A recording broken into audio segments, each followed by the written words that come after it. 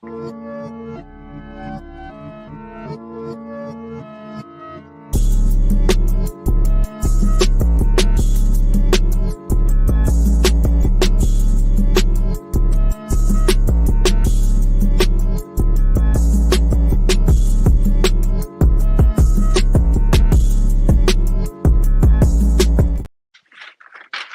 up, CBR fam? We back again for What's another going on? installment of the Chondro Barroom and Keepers Clash 3. So we're excited to hear from these two seasoned vets tonight. But before we get into that, we Yeah, got one thing to talk about. We're going to talk about our sponsor, but we got Chondro Classified. We keep telling you guys, if y'all want to submit animals for Chondro Classified, just let us know. So yeah. this is from Tuck and Tuck Purple Rains. This is a lovely uh, designer animal by Jai Pura from Tuck. Tuck's a pretty good dude. So if you're looking for a beautiful yellow baby with designer lineage, hit up Tuck. He got animal Tuck's got easy to Jaeger. work with. That's animal got Jaeger lineage on Yeah, it. yeah. So it's Bills 18, 13, and the other parent was Jai Pura. So hit Yeah, up Tuck. that was to Um, his female giant. That was the mother to his first clutch, I think. yeah, I think yeah. so. So yeah. So Besides that, man, also how y'all we're doing gonna tonight, Chondro let's give our Byron family? sponsors some love. Are you gonna play Chris video right Let's now? uh Go let's let's ahead. let's do the yeah, that I was about to do that. We're gonna do that.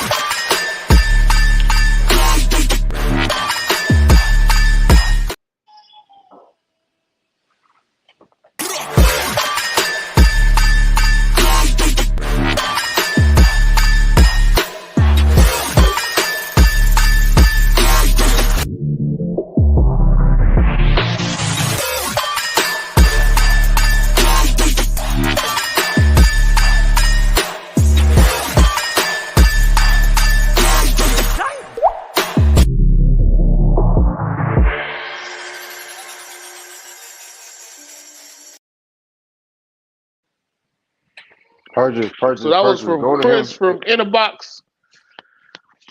Go to him. Yeah, Get go y'all ahead. purchase, man. Use that. Use that. I was gonna say use that code. Make sure I use that code. Save y'all some money, Yeah, man. use that code. Break his new 3D printer. Make his ass get a third one. He ain't doing nothing but falling Yeah, downstairs code anyway. is Chondro Barroom 20. All one word. Hit them up. You got anything, Kino? um, man, this week, let's see, what's the good news? What's the good word this week in Chondro land? Was a good word, Reverend. Let's hear some good words from Reverend Kino in his now Um, later Gators. I'm not a reverend. Do Wing not say tips. that. Wing Wingtip, tips. wingtip gators. No, man. I hope everybody's collection is doing well. We done had some members hack some baby, so I hope they starting off. They getting their first sales, and that establishment is going down. Other than that, my eggs are on day 39. Day 40 is tomorrow, so we are steaming ahead on that. Yeah. Other than that, what you got? You know what I'm saying? I told a couple people this week about you having some Saronis available, so please respond to the DMs if somebody sends you a message, please. I responded to everybody hit me up. I got two left. Just two left. Who left? Okay. And Well, if that's y'all it. watching, y'all better act fast. And if I know you, I'll show you some love. A lot of love. Um, Go. but yeah, that's pretty much it, man. You want to get into the proceedings this Yeah, evening? man, I'm happy to have these gentlemen on for the third installment of the Conjo Keep It Class. Uh, to Gentlemen of quell chondros, not gentlemen of leisure. yeah, that is definitely we're gonna leave that at chapter 3. But to quell any rumors out there, the Keep It Clash, although it's a clash, it's what it is bringing together if you have a different of opinions, that's fine. If y'all got the same opinions, that's cool. But what we like to do with that is you're gonna see people that are old heads and knowledge. Most of the time, we try to get at people that and forgot more and knowledge that we know, and we just try to bring a different perspective. If they have different opinions, cool. If they don't, that's fine too. But one thing we're never gonna do is try to create drama or um, Conflict. create some. Yeah, you know what I'm saying. Create a false conflict that isn't there, or a false narrative that isn't there. No, This is we this just is basically a this is basically a stage for the diversity of chondro keeping, yeah. from For present but for our to season, this to is to for, past. Yeah, and this is definitely like to highlight the season vets. yeah. That's why it's the clash. The clash of the Titans. People that's been around for a while.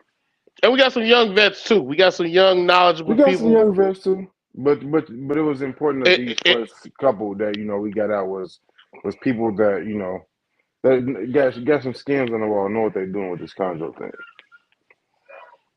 yeah, people that you definitely look up to. You done heard their name. People that are very revered in the chondro For hobby. sure. But yeah. So let's bring on our first two guests. Yeah. We got the legendary Greg Maxwell and Sony Raju. How's it going, guys? What's Hey, going how on, y'all doing fellas? tonight? I'm doing Hey, well, Good. Greg. hey, Sonny, hold Tony, how's on. it going? Good. So Thank you. Sonny, hold on. You look different from the last time. You was a little rough. Now you didn't get all cut up and shaved up, smooth looking. he he got the turtle wax on, man. Yeah, you start going. You start going and having dates on the weekends. I never weared, so I didn't want to wear one. How about All right, that's cool. You Hey, got the Ken, kid. You got the Ken Deal shirt on. I see you he right in the was hanging out closet. with Ken Deal this weekend, so he had to put on the Ken Deal shirt. that? How you doing tonight, Greg? Yeah, how you Doing doing, Greg? great. Good, doing great. Good to see you. All right.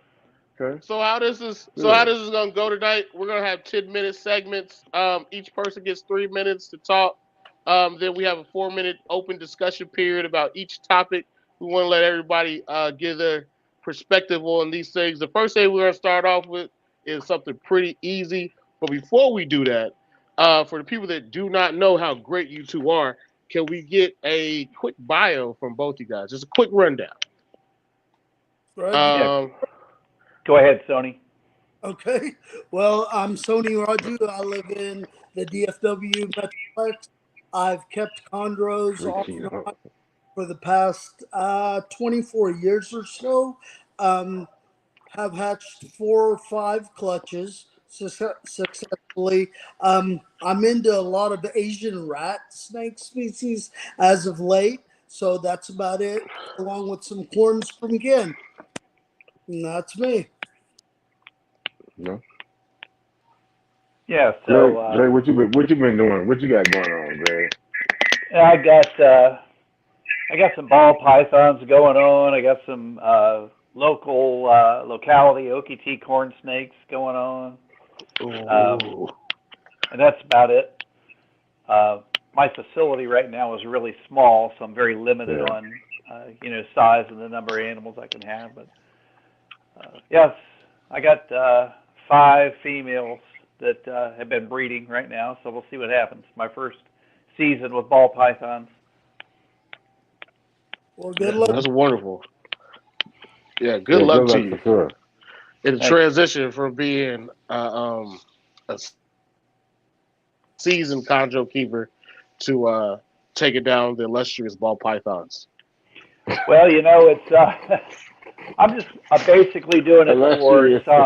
doing it for fun and doing it for some retirement income. I'm Oh, looking Tyler at Willis. retirement here in a couple of years, and Tyler. uh, just thought it would be something that would be fun and maybe a little easier to breed for profit than chondros are. Yeah. Plus, with you going into retirement, you still want to stay busy with something that's not Yeah. Sure. extremely stressful like chondros would Yeah. be. Keep the Because if mind busy.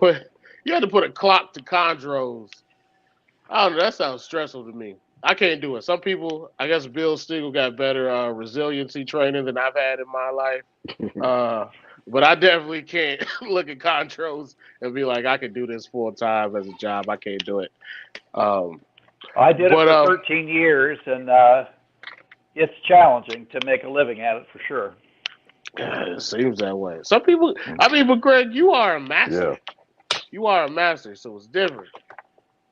Well, I don't know about that. I have some success. I have some failure, like all of us, But Greg, do you remember how many clutches that you had offhand? I've never really tallied it up, but I produced multiple clutches for 10 or 11, 12 years in a row. So enough to have made all the mistakes that I could make and enjoy some success as well. So you probably in somewhere in the 30s. Maybe, yeah. Yeah, that's nice. Yeah, I don't know if I ever get there, Greg, but Well, it's not necessarily certainly not a contest or I mean, it's good to have goals, but I think you're doing the best that you can each season, and after you've been doing it a long time, you look back and go, yeah, I've put some numbers up, but that's not really the goal. yeah, I mean, if there was a Chondro Hall of Fame, you'd be in there, Greg. Well, I appreciate that. So the first topic that we're gonna go over is establishing neos. So it's a three-part topic. When do you start establishing neos? How do you go about starting? The techniques that you use and the progression with stubborn feeders. And Sony, you're first on the screen, so we'll go with you first. And we'll go now. Of course. I've always started them after the first shed, and I like to try to go in at night without any scenting whatsoever. And I'll try to do that for a couple of weeks, and hopefully the majority of whatever I'm starting will start. But for the stubborn feeders, there's always chick down, and I guess it's just feeding if it gets to that point, and let's hope that it doesn't get to that. But of the clutches that I've had, I've only had one clutch that had a lot of difficult feeders, and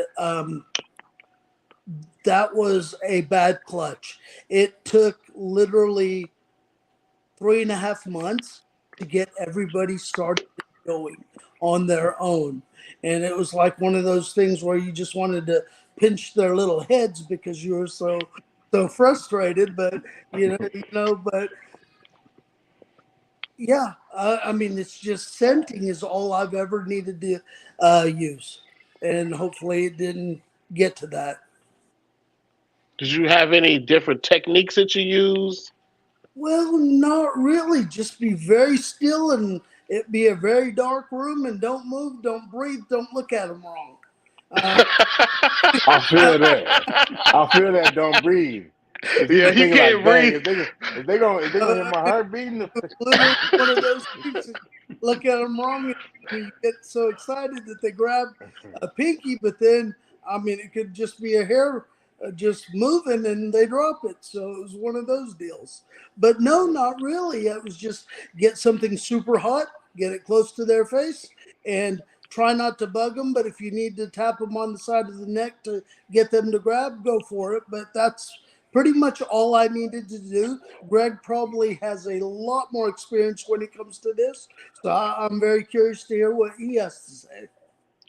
So real quick before we move on, did you have like for your 3 months for your clutches? It took you 3 months to establish. Did you have a progression of things that you tried until the end of the 3 months when they all were eating? Oh my gosh, I mean, from gecko scent to chick to quail, I did it all really. Scalopris. I mean, it was just I needed to try something, and eventually they all took. But it was if I'm not mistaken, the clutch had about 18 babies. My half was 9, and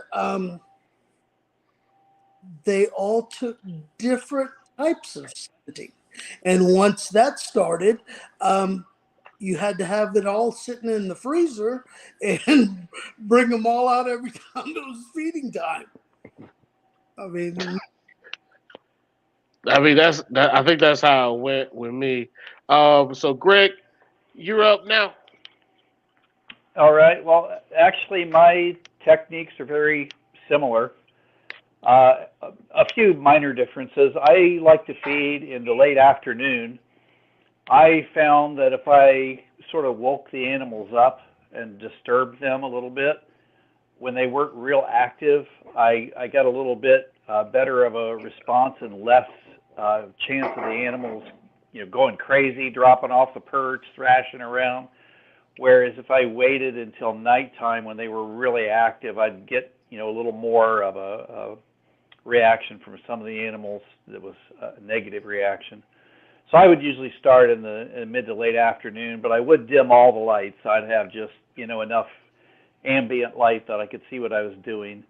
Start off with a bowl of hot water with a bunch of pinkies soaking in the hot water, thawing out. And like Sony, I would go through the first week or two without any scenting. And most of the time I would get, maybe half the clutch at least to eat without any scent. And then after that, I would break out the chick down, which I would keep in the freezer. And I had my best success using chick down if I could get a few wisps of the chick down on the nose of the pinky, but not all wet and matted down. I'd like to have it so that there were some tufts of the down sticking up in the air. I seem to get a better response if I could get the baby chondros to tongue flick that loose down rather than having it wet and mashed down onto the head of the pinky. Over the years, I tried a lot of different scenting tools. I tried gerbil, different kind of lizards. There used to be a liquid scenting thing called Lizard Maker. I don't know if they still market that or not, but I actually had baby chondros revile from that like it was gasoline. I never had any success with that at all. But I've always come back to chick scent. That just seemed to work the best for me, and very few of the other techniques, scenting techniques, work that well. I agree totally with Sony. When he's not joking when he says you can't look at him wrong. I really believe that there's two things a young reptile wants to do: eat and not be eaten. And I think they really key in on the eyesight of predators. So when you're looking right at a baby, I think they're keying in on that eyesight, and that's sometimes what causes them to drop the food after they grab it from you if you stare at them. So I would always squint, close my eyes just enough so I could still see, and I'd very slowly, just kind of slide away and leave and let them swallow the food. I usually go up to my office, which was up the stairs from my basement where my chondro rooms were, and I would get on the computer and I'd set a timer because sometimes I get busy and forget, and then I'd be like 15, 20 minutes later, oh man, I forgot. Go down, the chondro's eating the food, and then it's crawling around the rack, so I'd set a timer. And Greg, I be tiptoeing out the room. How you get up the stairs? I tiptoe. I be like, man, I hope I got hardwood floors. I try to turn to the side and get skinny on them. I try to get skinny on them, feed them like this. Yeah, exactly. Anything you can do to take yourself out of the picture is a positive thing. So that's basically how I approached it. Okay, we're in an open discussion period now. So Sony, with all these clutches that you've seen of different species, how difficult is it compared to chondros to establish those other species?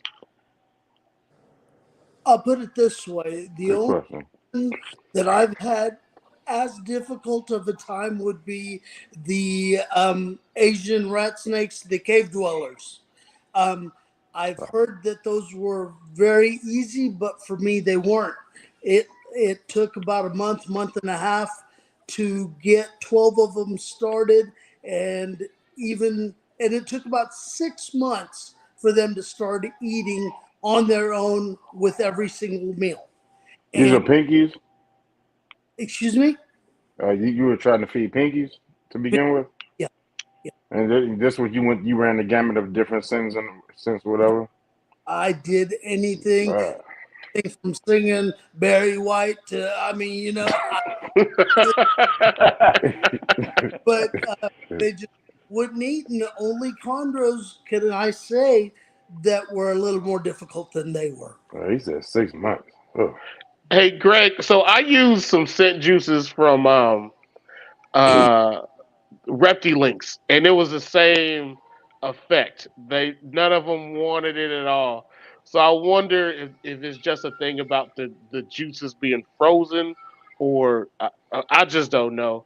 But I had a question Yeah. for you. How long did it take for you to go through those different, scenting trials before you either switch prey item? Did you ever just move up from like a pinky to a fuzzy to try to get them to take one of those?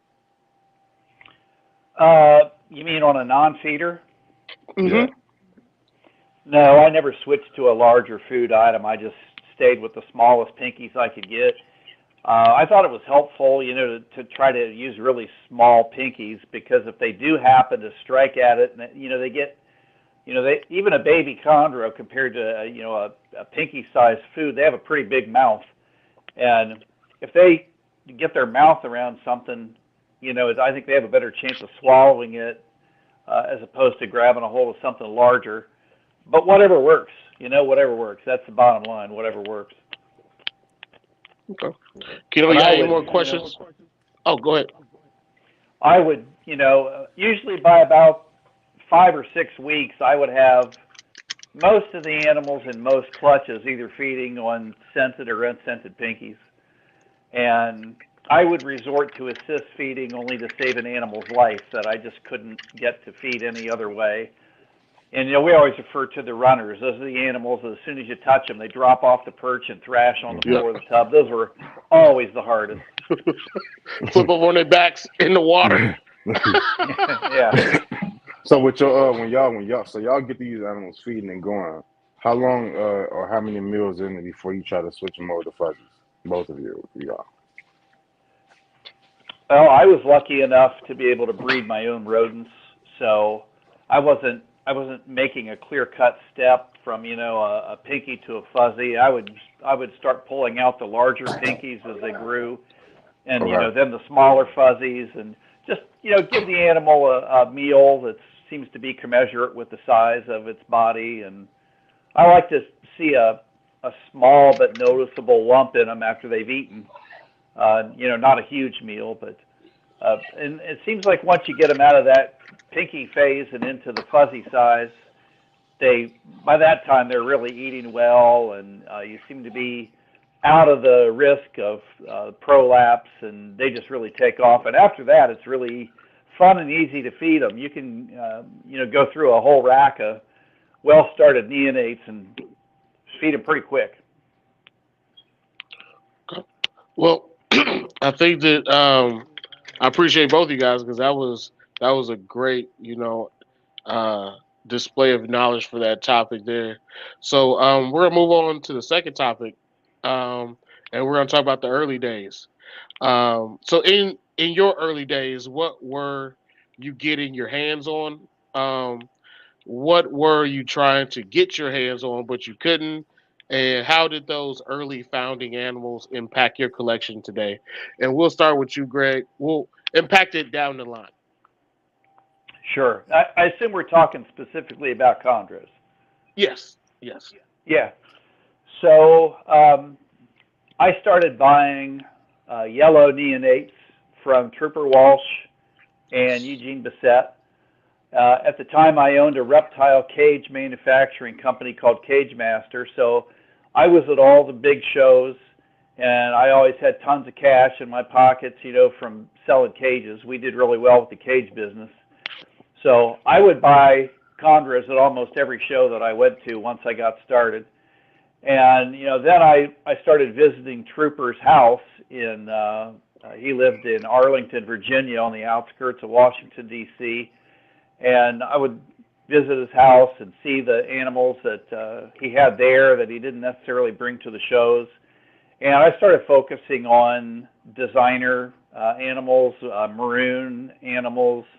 Then I started buying, some yearlings, and it just kind of developed from there. But my first major purchase was the animal that I fondly dubbed the computer chondro, and he was the founder animal for the calico line. And I bought him it was about a year and a half, 2 years old, I think, when I bought him. And he formed the basis of that whole project. And then at the same time, I was purchasing blue line animals and yellow line animals. And, then when I started to grow my own, I sort of, was in a good position to wean myself off. I happened to buying animals from other collections and started to produce my own bloodlines. And that's just kind of how I developed my collection. Computer Chondro was a cross between the Trooper Wash Blue stuff and Eugene Bissett, right? I'd have to go back and look at the pedigree. The only thing I remember specifically is that the parents visually were not all that spectacular. I mean, they were pretty animals, but they didn't look anything like him. Okay. You couldn't look at them and say, oh yeah, they might produce something really wild like that. He just kind of spontaneously appeared. Yeah. I got to go back and look. I was just thinking about them. I don't know why I'm drawing a blank right now. Go ahead. Well, there was a lot of commonality in those early pedigrees. Al Zulich blue line animals were in there. Troopers blue line animals were in there. I don't remember a blue line being associated with Eugene, but possibly there was some of that too. But yeah, it's been a long time, a lot of years, so I'd have to go back and look to really remember clearly. Okay. Sony, you're up. Okay, well, I didn't have a game plan. I mean, gotta think it was the late '90s when the internet really the advent of it started. So everything that I saw, I liked. At local shows, of course, we had the locale animals, but nothing was designer till I got on to Chondroform or even King Snake. Saw Greg's stuff, saw other people's stuff, and then I started whatever I could get my hands on, because at that point it was hard to get your hands on things. I mean, you had one or two people producing cool clutches that had 30 deep of a waiting list on them. Like I've mentioned before, one of my first snakes was a Termesi lemon tree, and then I went from there to a sarong from Harlan Wall. So there was no rhyme or reason the first 2 or 3 years. I just wanted to acquire more and more chondros, truth be told. But then really quickly, I decided, you know what? I like the designers way better than the locales, just because everything was different. And to this day, that's what I prefer. I am starting to have more of an appreciation towards the locales in my old age, but for the majority of that time and what I have here at the house, besides some Viox, are designers. And whether it be blue lines or yellows, I don't really have a preference. I mean, Greg's computer chondro, to this day is one of the coolest chondros anybody's ever seen. I prefer maroon babies, and even back then, that's what I was buying. Okay. So between the two of you guys, what animals were the most available animals when you guys first came in, and what were the hardest animals to come by when you guys first came in? Yeah, where'd y'all have to choose from? Well, when I first got interested in chondros and started buying them, it was gosh, I'm trying to remember the exact year I got my first ones. I think it was 1993. Um, but the designer breeding thing was really in its infancy. Trooper and Eugene were mostly breeding designers. I don't think they were, pursuing locality-specific animals much. And Trooper But had stuff how available. many I'm sorry, how many generations were they in with the designers? Because I mean the designer base was the locality outcross, locality crosses. So how many Sure. gens were they in when you got in touch with them? Well, I think at first the goal was just to be able to produce them at all. Right. Everybody. Well, I say everybody, it was Trooper and Eugene and a handful of other people. They only had wild caught founder animals to work with, and those females either didn't produce at all or they produce one time and then die. So it took several years before captive bred breedings began to take place at all. And techniques were being learned about egg incubation, about feeding neonates.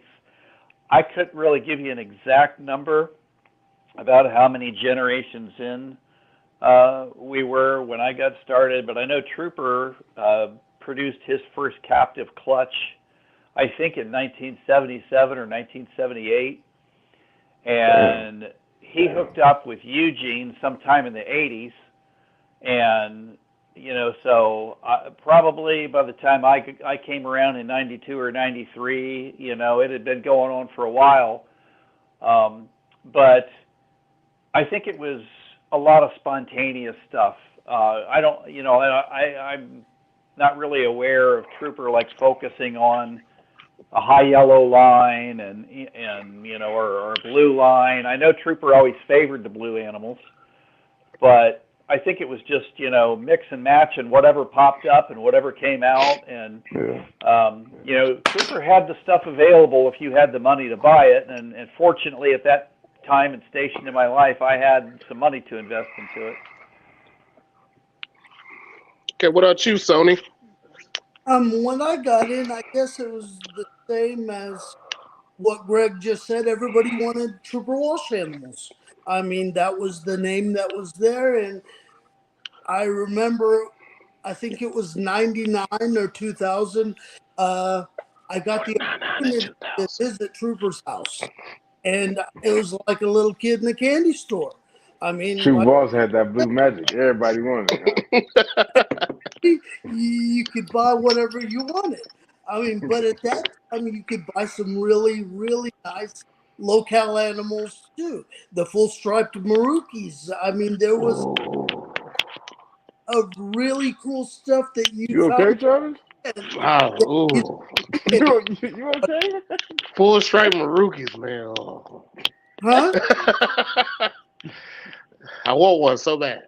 You and me both. I tried 2 or 3 times and didn't even get close. Mine looked like Arus, so I said it's not for me. Yeah, might But be done no, for. back then, I mean, Trooper had a lot of good stuff. Everybody's, I think, beginner animals, if you got into designers, were really from him because you didn't really have too many people to choose from. Um, and then by the time I got into it, Greg was already producing. So, of course, you wanted his stuff too. And I mean, he had the coolest of cool. So, I mean, everybody, I can't even begin to tell you how many emails and texts me and Greg have had in those early years because it was a wealth of knowledge and the nicest thing. Nice, nice. It's kind of cool to bring y'all full circle. It is. So, you guys ready to move on to the next topic? Sure. Sure, whatever you guys want. Okay, so the next topic is climatization. While keeping multiple animals, uh, what is your process for keeping proper climate year round? For instance, winterization, and I know that you had to deal with that, Greg, more so than Sony does. But how do you balance changing ambient temps while breeding? How do you prepare for major weather events such as winter storms and heat waves? We'll start with you, Sony, first. Okay, here in Texas, as far as the only thing I've really had to deal with is lack of humidity at some in some areas that we've lived in. Um, Temps have always been the same at our house. I've always kept the room between 70 and 73. And when, I mean, the adult cycle, the babies, you know what?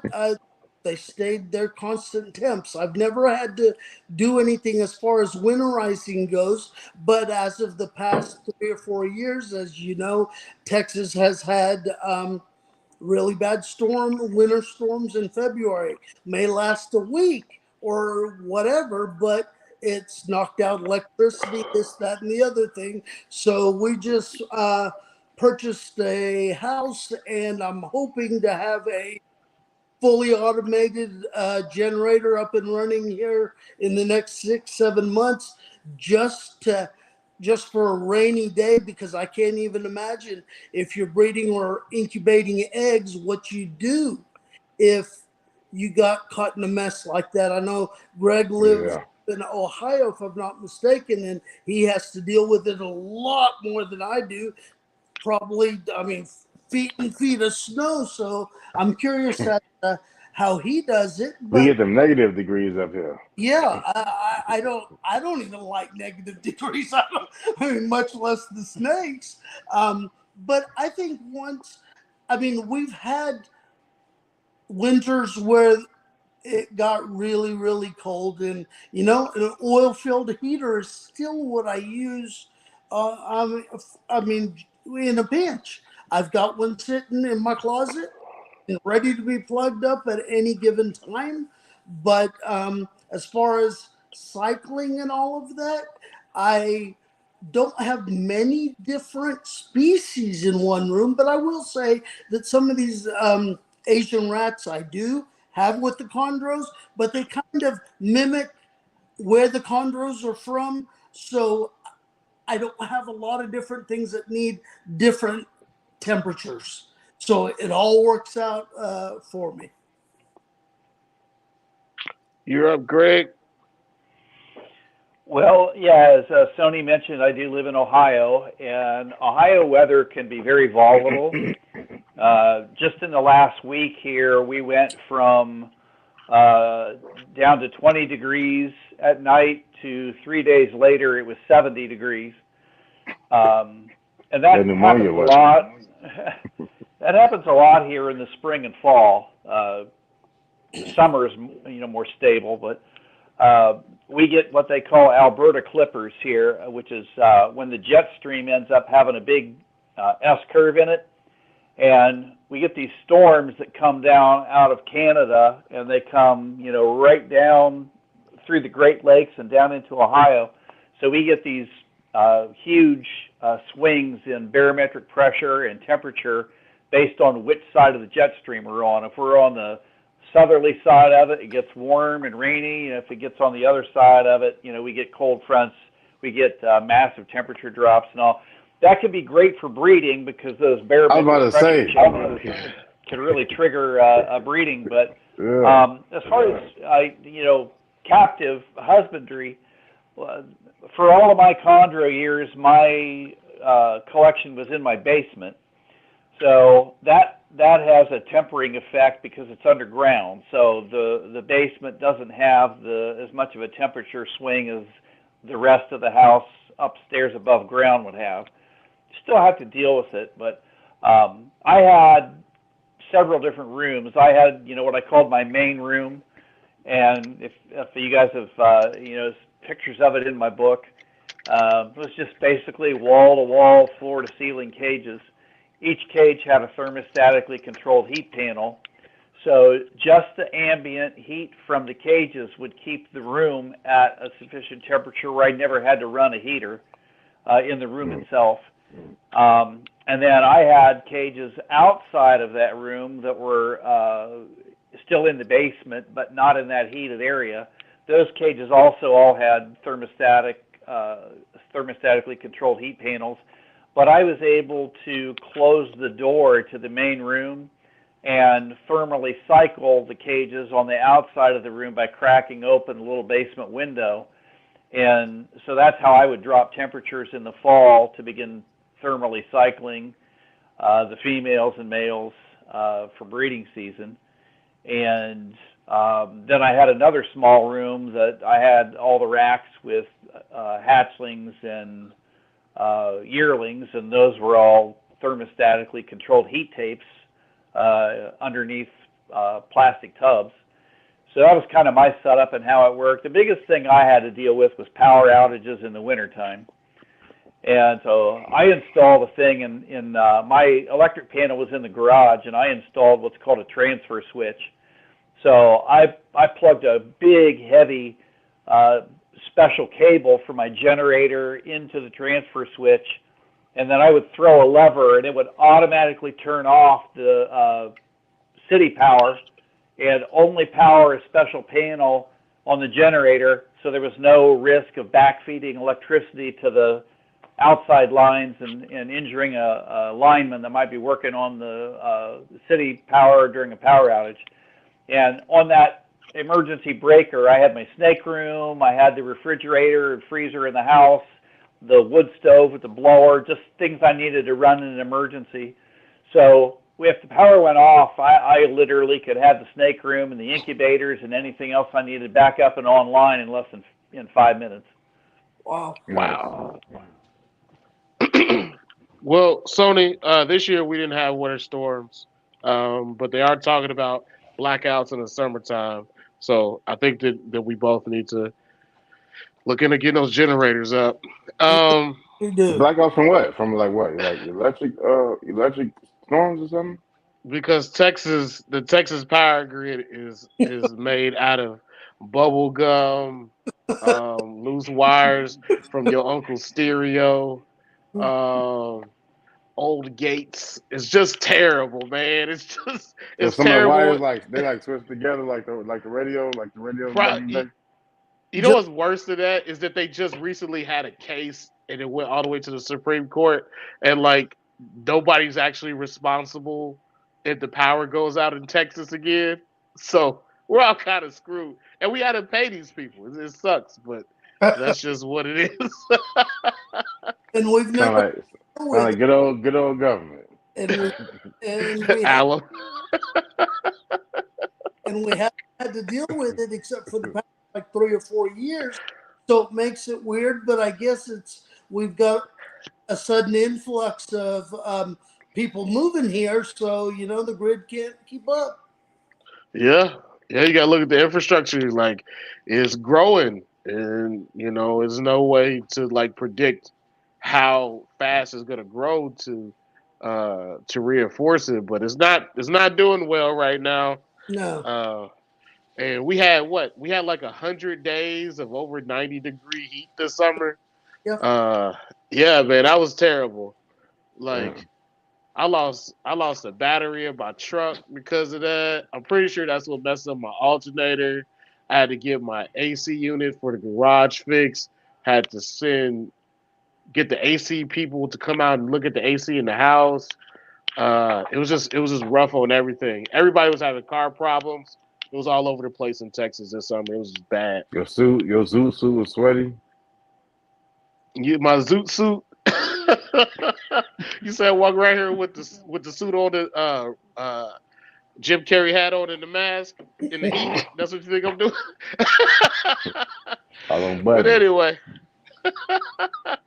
Sony, I think that with Texas's heat, has that shown some issues over the years for you? Not at all. Okay.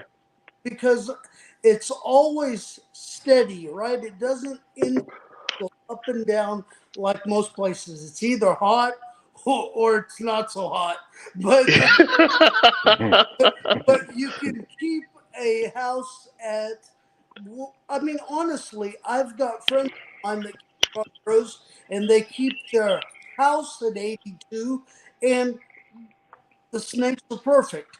I've never had an issue with overheating or anything like that. Sometimes it'll get cold if we do lose electricity for, let's just say, 24 hours, but heat has never done anything at our place.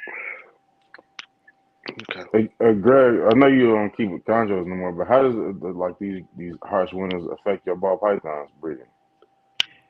I have a little more difficult time right now with the ball pythons because I don't have any room in my house for snakes.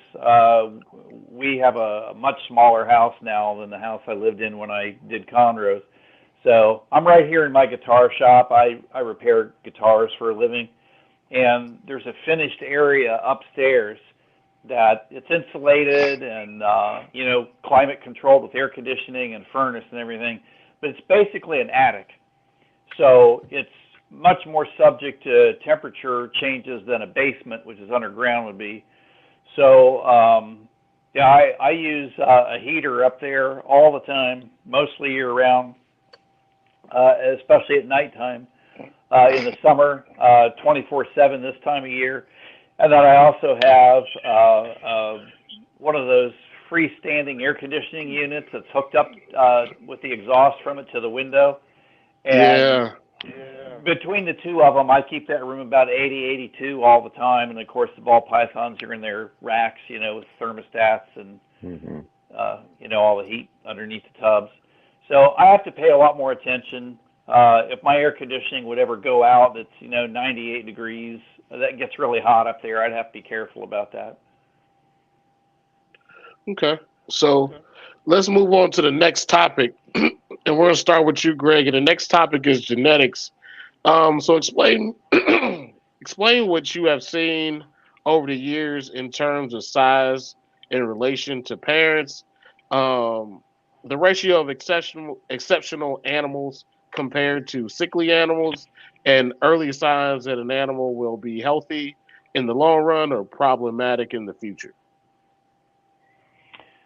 Okay. I'm not 100% sure what you're asking me. Are you talking looking at a neonate and being able to predict if it's going to turn into a healthy adult? Is that basically what you're asking? And just problems, just based off of certain genetics from certain lines or just animals in general. Right. Okay. I have noticed that most of the time, a clutch that'll have mostly good feeders, they're not difficult to start. Those typically turn out to be good, healthy adults. If you have a clutch where, like Sony mentioned earlier, and certainly there's exceptions to this, but if you've got a problem animal or a whole problem clutch, sometimes those animals will, develop into problem adults. Most of the time, if I got an animal well established, with 12, 15, 16, 18 meals in it, and it was growing well, I didn't really, I didn't mark that animal as a problem animal for adulthood, even if I had a little extra trouble getting it to start out as a neonate. Obviously, any baby that prolapses, would have a target on it as a possibly a problematic adult. I never sold any animals that would prolapse. I find that the animals of the Biak race are especially large and hardy. The Arus tended to be much more shy, and I wouldn't say they're fragile, or less prone to success, but I think the babies are a little more difficult to establish, just anecdotally from a lot of other breeders I've talked to. And then I did hatch out one clutch of F1 offspring from a pair of wild-caught adult Arus, and those babies were from typical to what I'd heard. They were more challenging because they just won't strike. They're real shy. So yeah, does that kind of help answer your question? I haven't found particular bloodlines that are always problematic. There's just always individuals that do real well and other individuals that may not, and then the majority of them are somewhere in the middle. Right, Have you seen have you seen repeat have you seen animals like over several clutches produce animals that were sickly? No, not really in my experience. If I put a pair of animals together and they produced problematic babies, then I wouldn't pair those two animals up again. I remember one clutch that I hatched out. It was a all maroon clutch. If I remember correctly, there was about a dozen babies or so in the clutch. They all came out of their eggs normally. They looked fine in the hatch tub. They were perched. The second I would touch them with a snake hook to lift them out of the tub, they'd have a seizure and die. Damn. One after the other. And to this day, I have no idea what caused that. I don't know if it's a snake version of epilepsy or what, but a couple of them did it the first day. If you've ever hatched out chondros, they don't all come out of the egg on the same day. So the first day you get one or two, then the next day you get the mother load, then the next day you get the rest, and then maybe a straggler on the fourth day. So as they would emerge from the eggs each day, I would, my common practice was I had a little tiny snake hook I used for babies. Lift them out of the tub. I would weigh them on a scale, fill out their hatch card with the weight and everything, and then set them up in their neonate tub.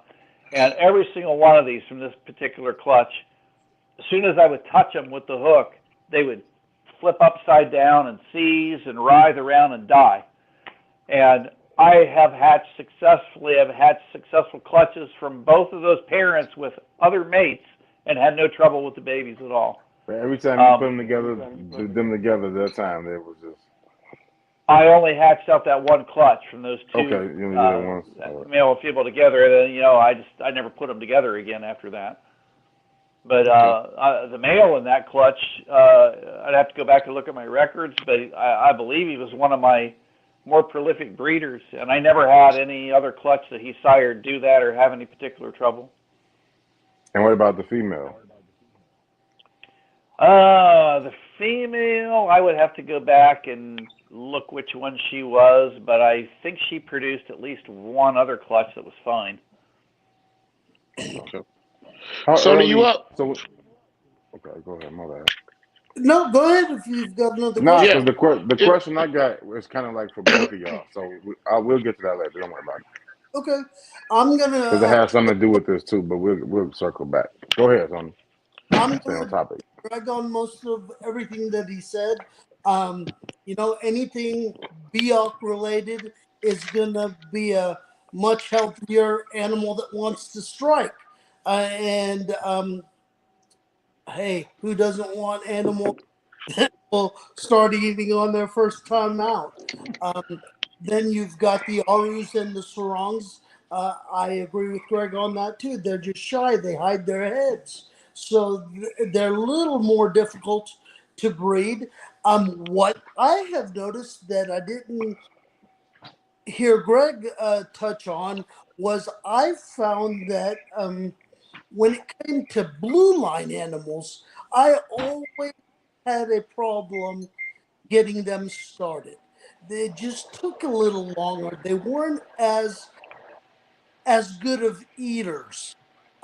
Even when I was purchasing them from people, they would just take a little longer. I'm not going to say they were any worse, but it would just take a little bit longer to get them started. Maybe it was the inbreeding. I don't know.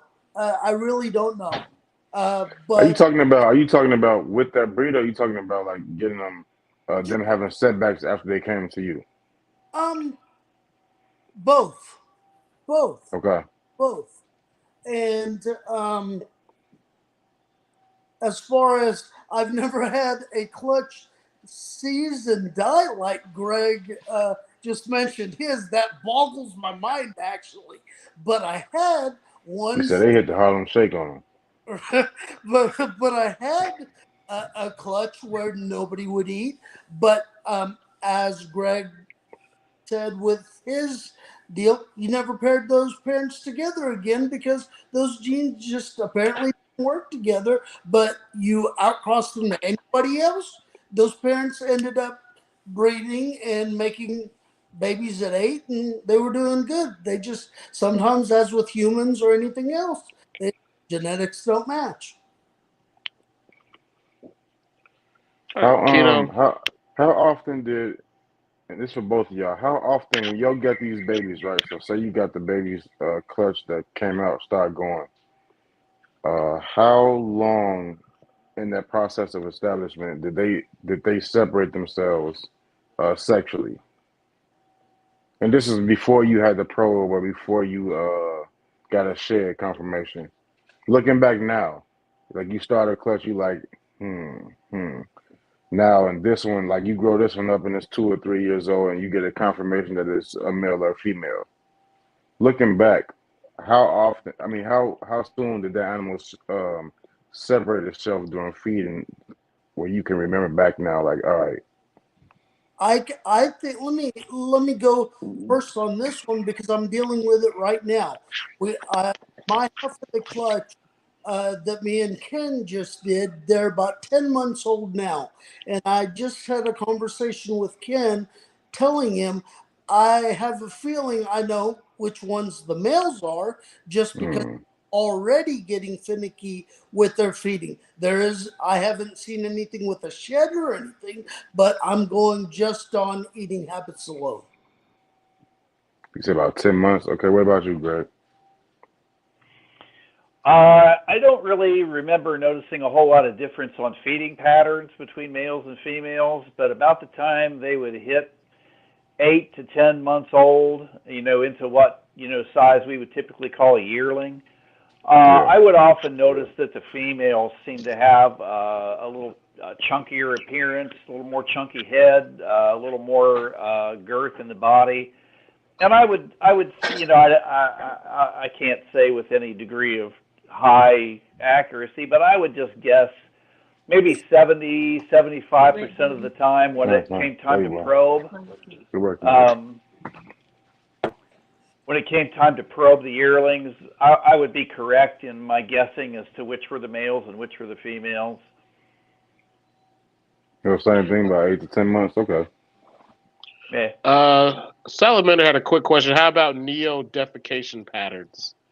Do you think that probably lend itself to determining which ones were males or females?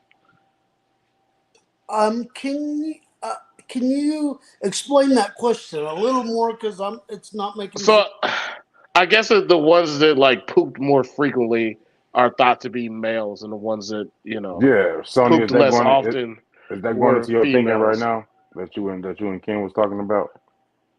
Um, I don't I don't think so, guys. Um, Uh-huh. all of mine poop on a 7 to 9 day basis. I've never really paid attention to um, pooping patterns, but you know what? I will here. Nah, cause this thought. You don't have to. You don't have to. I No, Nah, don't. no, You no, don't no. I have cause to. want to see now I'm nah, mentioning it. it's more of I've the thought that the thinking is that the males they urate more. The little white drops they'll yeah. leave them on the side of the tub, smeared. I think that's where Salad was going with that one. I have not, but I, Unless Salad doing some yes, weird stuff, he might have a microscope or something. I don't know. Greg's got way more experience than me, so Yeah, he probably hides in his long yeah. beard. I never really noticed anything with defecation patterns related to gender in younger animals. Certainly in older animals, the males Right. would defecate more often. And of course, they would leave the urate smears around the cage during breeding time when they were paired up. A lot of times you'd pair up a pair of animals. You'd get up at 4 or 5 in the morning and flashlight, go down and check things out. And a lot of times they'd be locked up, and there'd be little urate smears all over the perch and everything. Yeah. Where obviously there was some That ain't urate, scent marking or whatever going on. Yeah. But in younger animals, I never really noticed anything like that. Man, I hate when they spread the urates on the perches and you got to go scrub it off. Bro, It's so Yeah. gross. It's so It's gross. like every big splash marks too. Like, come on, man. And it just gets hard like clay. And it's like, this is gross. Yeah. The ball pythons are worse. Are they Are really? they? How so? In comparison. Oh man, at least with a perch, I think the perches are easier to clean. As ball pythons, they leave a lump of urates. It doesn't matter how much substrate you have in the tub, they always manage to find a bare spot, and then it sticks to the tub like concrete. So I've got this little set of tools that I use, little scrapers, and spray it with disinfectant spray, let it soak a minute, and then scraping it. Oh man, I feel you. Every time I gotta clean those perches, I gotta go get like the Brillo pads, and I just run it underneath the faucet outside. I just gotta scrub it off, and I'm just in the middle of it. I'm just like, you really just scrubbing urine off of a plastic stick right now. Hey, Like you can literally be in the house things we having do a for drink. these snakes, man. You could be watching TV. You could be doing anything, but here you are scrubbing hard piss off of a plastic rod. I always use natural wood branches in my cages, and I think they scrub off a little bit easier off of the wood than they do the PVC pipe. But yeah, it's still a pain. Well, that's the next question that we're going to go to. And we will actually let you go first since you're already geared up to take it. Before we start, Alan had a question real quick. He wanted to know how's the GTP doing that you got from Bill? It's doing great. I want to talk about that too. It's got to the point now where it's starting to put on some growth. The defecations are solid instead of the little smeary things you get when they're little neonates, and that's doing great. It really hasn't done a whole lot of color change yet. It's lightened up a little bit, but it's still pretty much solid red color. So I'll put a picture of it up on my Instagram tomorrow if I think about it. Okay. There you go, Alan. You got that was like doing 6 quality babies. control for Phoenix. That was like 6. That was like 6 babies you got from Bill, right? right, Greg? No, he sent me 4 that he was having a lot of trouble feeding, and he had produced a fair number of animals, and he sent me 4 that were problem feeders, and I got 2 of them to go. One of them seemed to have neurological issues. It would fall off the perch and roll upside down, and it wasn't having a seizure, but it just didn't look right, and it gradually got worse over time, and it looked like the animal was beginning to suffer. So with Bill's approval, I euthanized that animal. And then I had the other one that was starting to take off, and then one day just died. Yeah.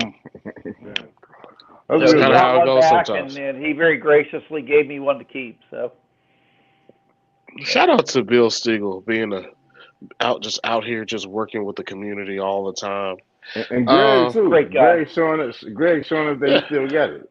Yeah, you still a sharpshooter over here. You still got it. kind of like riding a bicycle, once you learn it, it never leaves you. Yeah. It's like, you're like the dude from Taken. He calls you in for very special jobs. You got a very special set of skills, Greg. Very special set of skills. Yeah. Good luck. All right. So the next question is... Travis is a fool with the movie references, man. Dude. Hey, man, I'm sad now I don't have enough time to watch movies, especially now because I got all these damn Neos. Kids. Don't forget the kids. Yeah, Neos that look like me and cost more money. So tools of the trade. So So let's talk about caging and the equipment, um, the thermostats, your heat panels, all those good things. And how do you pick the equipment that you use? Um, what equipment have you picked up over the years that didn't seem to work very well at all? And what equipment have you used that as long as you can get your hands on it, you will continue to use it? And we'll start with you, Greg. Well, gosh, I have to say most of the stuff that I've ever used worked well. I've had, 4 or 5 different brands of thermostats. Right now on my ball python racks, I'm using Herpstats. They work well. I used a lot of Spider Robotics and I'm trying to remember the name of it was a real popular The thermostat back The when Helix, I, Leodesius. The Helix. yeah. the Helix, yeah. It all seemed to work well. I used Pro Products heat panels in my Chondro cages back in that time, and they all worked well. I'm using a different brand. I've got a pet rat snake here in the shop, kind of the shop mascot, and I don't even know what brand it is. I just picked it up at a reptile show, but it works well. I never really had any major failures where I would say, oh, don't use this or don't use that. It all seemed to work pretty well. I built my own cages because I had the ability to do it. I was a cabinet and furniture maker, and then I got into the cages, cage master, and so when I got into chondros, I had the luxury of building the exact size and kind of cages that I wanted. I would say commercially the best cages that I ever saw used that just functioned extremely well was Habitat Systems, but Okay. I think somebody told me they're not in business any longer. They're not. But they were made out of a plastic that was kind of a double wall plastic with a hollow area, and they just were really thermally efficient. They held humidity really well. They worked great. But I think if you understand the biological needs of what species you're working with, you have wide latitude in what you can make work. All right, son. Sonny, what about you? Some Um, stuff that you give us some stuff that you've been loyal to, and some stuff you switched up over the years on. I've pretty much used, went the whole gamut as far as um, thermostats. I used the Helixes for many, many years. As of the past few years, I've been going on to the Spider Robotics just because you can do 6, 8 probes now off of one unit, and Yeah. it sure makes for a lot less wires. And I've never had anything crash on that. As far as caging goes, you know, a lot of caging has come a long ways since we had just Neo Deshays, the Jim Sharphorns, just the 2 or 3 that we had back then. You've got Focus now. You've got all kinds of cool stuff that we didn't have I back then. still got my Jim Hush sharp horns right here, though. Yeah, so do I. I keep all of my Chondros I are in my, got one. and, Hopefully, you enjoy retirement. and I still have my 24-year-old Pro Products heat panels in them, and they're working like a charm to this day. Um, Yeah.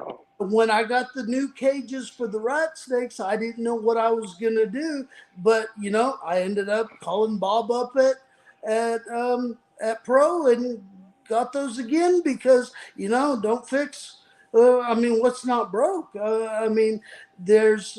Uh, yeah, I think all of those things. I've never had an issue with anything. I've heard of bad things happening to a lot of people, but like Greg, everything that I really touched, I would probably still use to this day. I still have a Big Apple thermostat from like 1985, I think, and it's still working, and it's on a baby rack. Really, you think I'm joking, but No, we believe you. Hey, the good thing about Yeah, Bob too at Pro Products is he always in the shop. Yeah. You call yeah. up, you can talk to that man. He always there. I called that man a couple years ago. He was there after one of his surgeries. I was like, man, you should be home.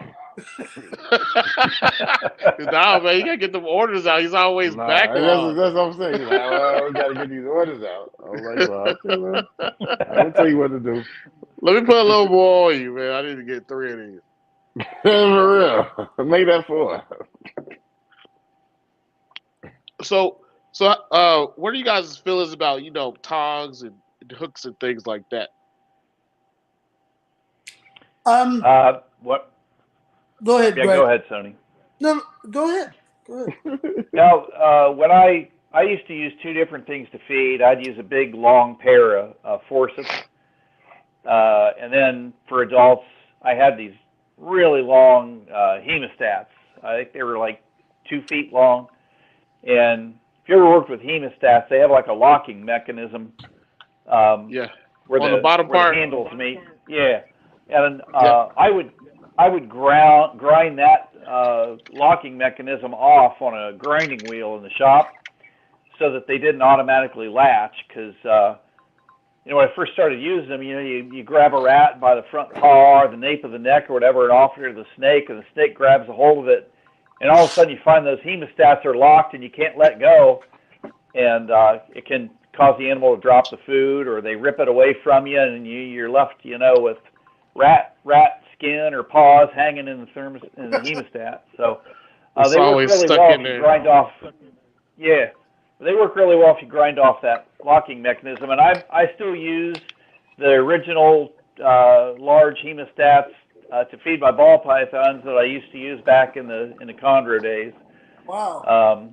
And then I use a pair of 12-inch forceps for smaller stuff. I'm working with some corn snakes. I feed those out of the forceps, and that's those pretty much the two things I use to feed. Okay. What about you, Sony? Um, Tongs.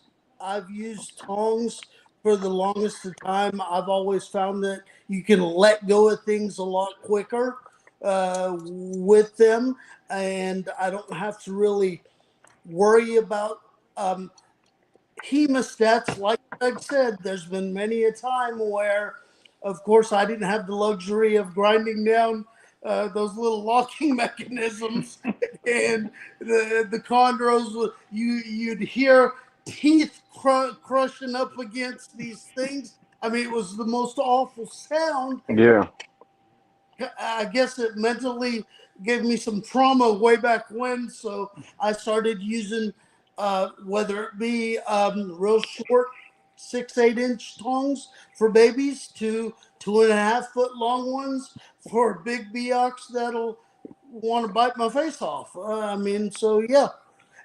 As far as you're talking about hooks and things, in my old age, what I'm finding out is I'm not handling my chondros anymore. There was a time when I first got into them where, you know what, it was great to touch your chondros, hold your chondros, whatever.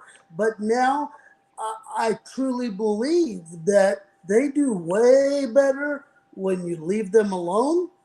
Yeah. And you know what?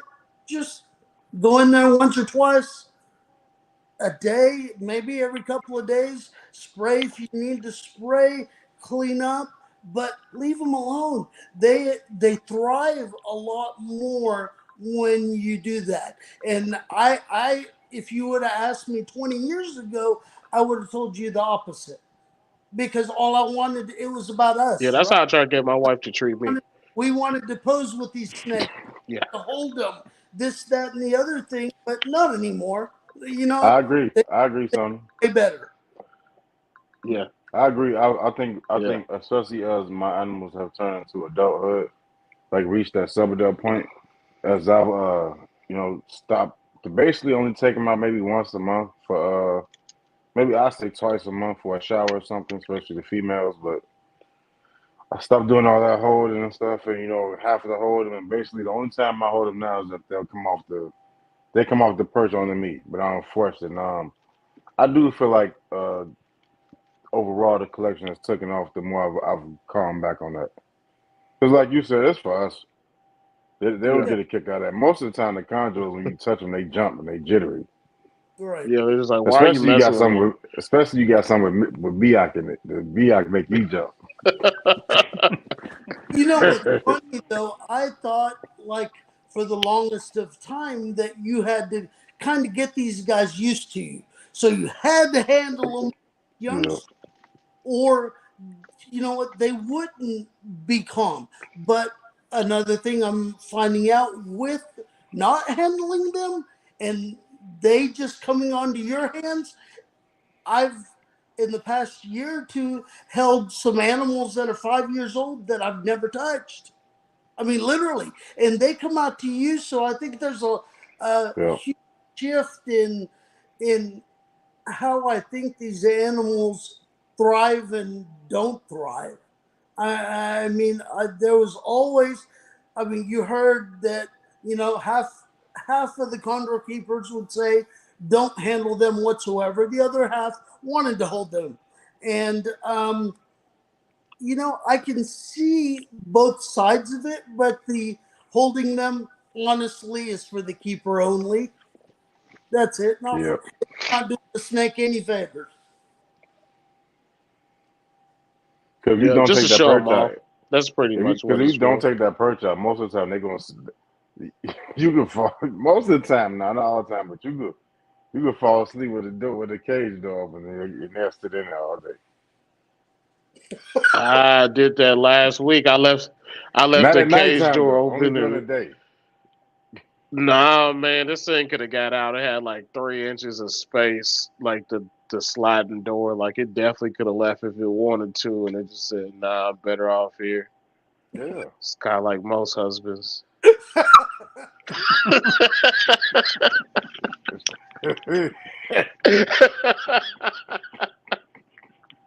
Alright. Stupid man. Let's get to the next topic. So intake. So what was your procedure for when you would receive animals, whether they were neos, subadults, adults, captive bred, or imports? Um, how did you prepare for those animals before they got there, and how did you set them up, and what did your quarantine process look like at that point in time? And we'll start off this time with Sony. And how has that developed over the time? Yeah. Okay. Um, as far as quarantine goes, the same stands as it did back then, 3 months. That being said, I didn't realize how important quarantining was at the very beginning. And because of that, I paid the price on 2 or 3 occasions. Um, these days, I don't care who.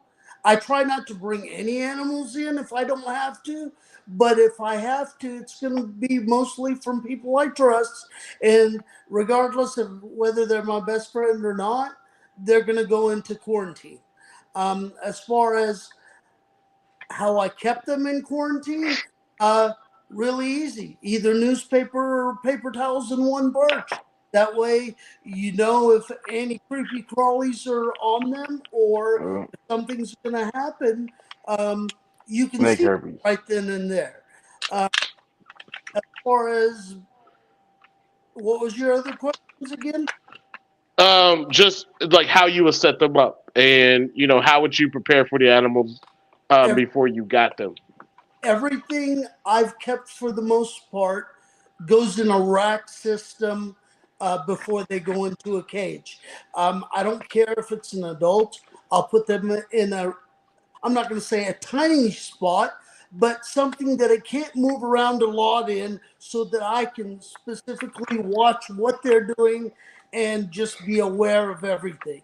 And then after that 3 months, I will move them into caging. I still don't do any of the bioactive stuff. It's just mulch and water and birches, really, for me. Okay. So what about you, Greg? Well, most of my original founder animals came from Trooper in Eugene, and most of the animals that I got from Eugene, I got at Troopers. They had come up from Florida from Eugene's to Trooper, and then I got them at Troopers in Washington, D.C. So I've never known anyone that was as fanatical about protecting their animals from mites as Trooper Walsh, and he instilled that attitude in me as well. So if you could ever trust anybody to take an animal out of one collection and transfer it into yours, it would have been Troopers. Nevertheless, I still tried to practice good quarantine. I didn't have the luxury of a complete separate room, but I did have plenty of rack space, so I would keep new animals in a separate rack. And when I would go through my cleaning or feeding regimens, I would always deal with the new animals last to help avoid any contamination from handling or feeding or cleaning a newer animal and then transferring, to established animals. As far as preparation, I agree with Sony. I would always put everything on either newspaper or paper towels. I would tend to disinfect the new tubs and the surrounding area in the rack with chlorhexidine. Trade name is Nolvasan. I think a lot of people are familiar with that and use it. I still use it to this day. Would spray everything down with that, wipe it down with paper towels, let it dry, and then set up the new animals on paper towels or newspaper, and just watch. Observe for mites, inspect them for respiratory issues, and I have to say, I don't think I ever had a bad animal come into my collection. I never had any issues with sick animals or an animal coming in and passing disease to other animals, but I was very, very particular about who I would get new animals from. Only once or twice did I really take, a calculated risk getting something from somebody that I didn't know that well. And obviously with those animals, you pay extra attention to, all the preceding, quarantine, disinfectant, all that stuff. Okay. So with that being said, did you guys ever take in wild caught animals? We'll just let you start first, Greg. Only one time did I take in wild caught animals. I bought, and that was one of the times where I bought some animals from a person I didn't really know that well. I bought 4 animals. One was a Biak female. One was a female that had a little bit more than a normal amount of yellow. I wouldn't have called it a high yellow animal, but a decent amount of extra yellow. Those both were captive bred animals. And then I actually bought all 4 animals to get the other 2, which was a wild caught pair of Arus. And so I ended up with the other 2 just as a group, because I had to buy the group in order to get the Arus. And they were the only wild caught animals that I ever remember buying. And true to form, they bred one time, and then I lost both of them before I had a chance to breed them again.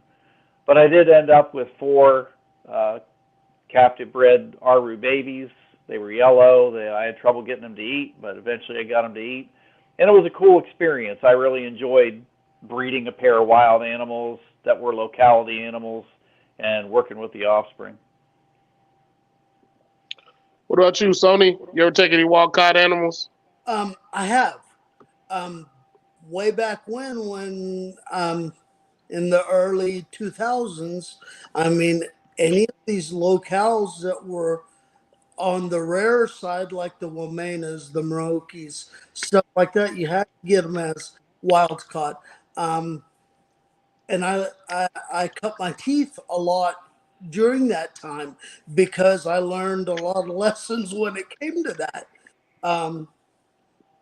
These days, I won't do it anymore if I don't have to, because I would much rather have a long-term captive that somebody else is taking care of for 3, 4, 5 years before it comes to me, just because I'm a lot more leery of things that could decimate a collection anymore. So I try not to do that anymore if I can at all help it. And it's been a while.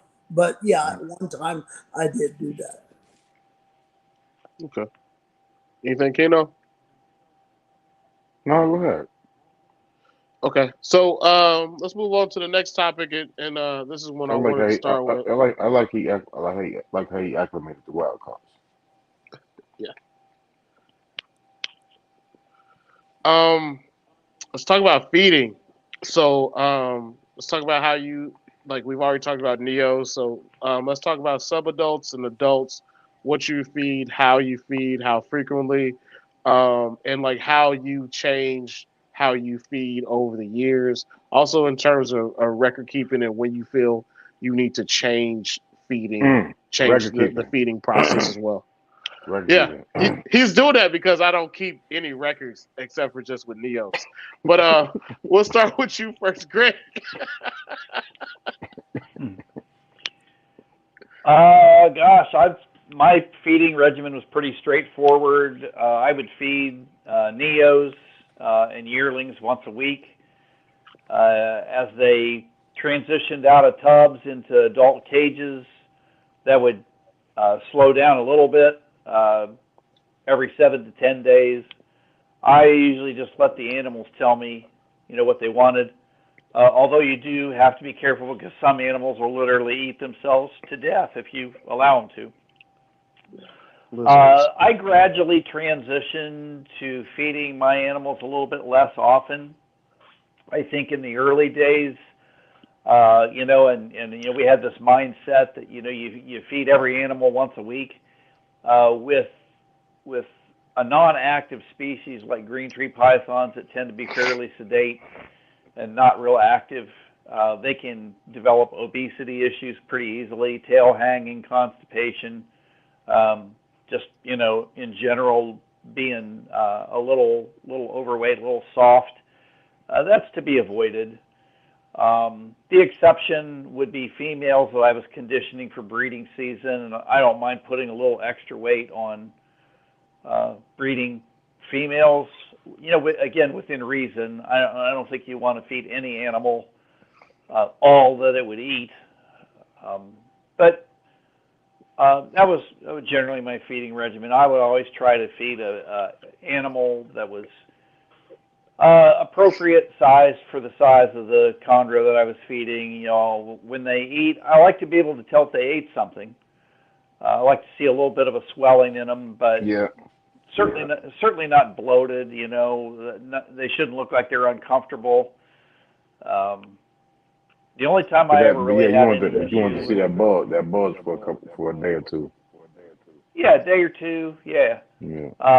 The only time I ever really had a problem with any kind of a feed animal is I did notice that I had a couple of adult chondros that would regurge if I fed them a full-term pregnant mouse. And I don't know if it was a coincidence, but I stopped doing it, and I never had any further issue with that. So, but most of the time I was feeding adult chondros, small rats, weanling size, or maybe a little bit bigger. Okay. We'll pass it on to you, Sony. I'm gonna pretty much agree with Greg there as well. When I first got into chondros, we all thought that we needed 1,000, 1,200, 1,500 gram females. So we were Mhm. feeding large rats. These days, I don't do anything bigger than a weanling for anybody. I may give an adult 2 weanlings, maybe 3 weanlings, but that's it. I don't go for these 1 pound rats like way back in the day. Um, I feed all of the neonates and yearlings every 7 days. probably from 1 year old to 3 year olds, I probably feed every 10-ish days. And then the males every 2 to 3 weeks, maybe. I like to keep all my males on a thinner side than a female, of course. And as far as record keeping goes, I'm really good about record keeping. I don't write down when they defecate, but eating, shedding, anything like that's always written down for any species that I have. Even the corn snakes. I wouldn't want somebody to buy something from me or pass it on to somebody else without them knowing that, hey, this animal ate this for whatever period of time and when they ate. I know a lot of people these days don't keep as good as records, neither do they keep lineage charts. I've noticed that with the Chondro keepers, and I don't understand that really, to be honest with you, because back in the day, I mean, one of the reasons you bought from Greg or Trooper or anybody that was worth their salt is because they would have paperwork or lineage charts 10 generations behind them. I mean, that's kind of what you were buying, in my opinion. So I like to keep records on everything. I think that for the most part, with the designer animals, you're still getting lineage charts. I think that for the most part, for locale specific animals, probably not as much. Especially these animals are, if they're imports, probably not nearly as much. But you're right. We probably Right. should keep better records. Um, we got Adam Sandler. He'll keep all the poop records for you though. So you just let him know whenever they poop, and just he'll take care of it. Um, but yeah, you got anything for feeding, Kino? Oh, also for both you guys, mice or rats? Which one do you guys prefer? That's what I was about to do. My, Okay, I'll let well, Kino ask the question. Well, guys, mice are rats. my rats will make them grow faster for sure, but to me, they get a little fattier. The chondros do, so I like to keep them a little leaner these days. So only mice for the most part. Okay. I always fed mice to neonates and yearlings, and then switched them over to weanling rats when they got to adult size. I would probably experiment with changing that up if I got back into chondros these days. Just, I do agree that going on the leaner side and feeding less often is better than maybe the way we used to do it years and years ago. What would you change up? Maybe experimenting with only feeding mice or feeding smaller rats more often than larger. Just and I agree with Sony, feeding males less often. It's interesting to see pictures of wild chondros in the wild. I'm not talking about import animals that have languished in a dealer's facility somewhere for weeks or months, but true wild chondros, they're pretty lean looking. They're not plump at all. Yeah. Yeah. And see, that's what I based up my feeding up my males off of, stuff like that. Cause see, I heard too that and see, in my little chondro studying and reading about breeders that came before me, um, what I found was I know that a lot of people used to feed it like a lot and heavy, but what I found also in my studying was that they will overfeed males, and the males would get to a certain like around breeding age, that 4, 5, 6 range, and would never touch a female because they would just just sit on a log, basically. Yep. So I always kept that in mind, especially with my males when they get to guess around that 4 range, starting to stretch them out a little bit, keep them lean. And I think that goes for any species of reptile, really. I've always, I mean, the most experience I've had has been with boas, but same thing. I mean, the females are a lot bigger. The males you feed every once in a while, and you keep them always hungry, always moving. That way they want to breed. You get them Yeah, overweight, obese, you know what? They want to sit underneath the heat panel and just waste their days away. And digest. Yeah. Just digest. Um, so we'll move on to the next topic. We're going to talk about care routines. So, what do your daily, weekly, monthly, yearly care routines look like? And we'll start with you, Sony. Um. Okay. Well, I spot clean all the time. I mean, literally, I'm in the snake room probably once in the morning before I get ready, and once before I go to bed. Once a week, I get in there with antibacterial wipes, something really clean. Once a month, all the water bowls go inside the dishwasher and get cleaned. The tubs every 6 months get bleached. Uh, I'm more stringent than not anymore, because there was a time where I was a little more lax and lenient with taking care of, or I'm not going to say they weren't clean, they were always clean, but I'd rather be safe than sorry. Let's put it that way, especially with all the different things going around with every kind of reptile as of late, whether it be viruses or whatever. It's just yeah, something in the back of my mind from way back when, from when Nido first happened.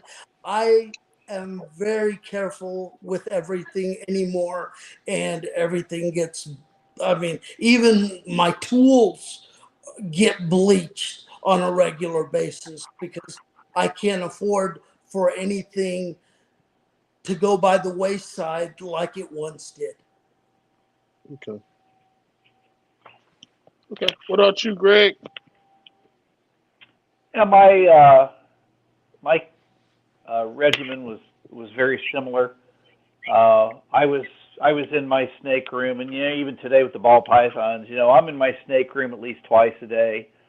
Um, Anything that has a urate or a defecation gets cleaned, spot cleaned daily.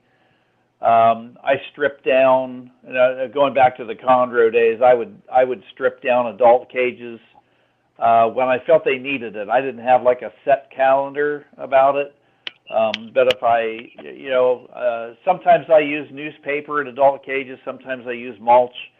But if I felt that the mulch needed changed out, I would use a shop vac, get it all out, disinfect the floor of the cage, wipe down the walls, clean perches, at least 2 or 3 times a year, maybe more often depending on the animal. Anytime I cleaned a neonate or yearling tub, it would go to the scrub sink and get sprayed down with Nolvasan and then rinsed out. Um, so yeah, I was pretty picky about disinfecting everything and keeping everything clean. Water bowls would get sprayed out with Nolvasan and wiped out with a like a dishwashing pad, something with a little bit of abrasive to it that would get all the if there was any hard water residue, or anything like that, scrub it out real good, and water get changed out at least once a week. Um, so yeah, basically the same approach. Okay. I soak all my So feeding tools in all the sand in between feeding. I do that still today. yes, I use a combination of rubbing alcohol, Dawn, and distilled water to make sure those tools like that are clean. I use the same thing on baby tubs because it's not a lot of harsh like bleach. But And when I you did have a and question. when Do you you guys detox got your things that you locks, do like maybe yearly or semi-yearly when I detox my locks? No, but that's apple cider vinegar and lemon juice baking soda. and baking soda. Yeah, don't forget the baking soda.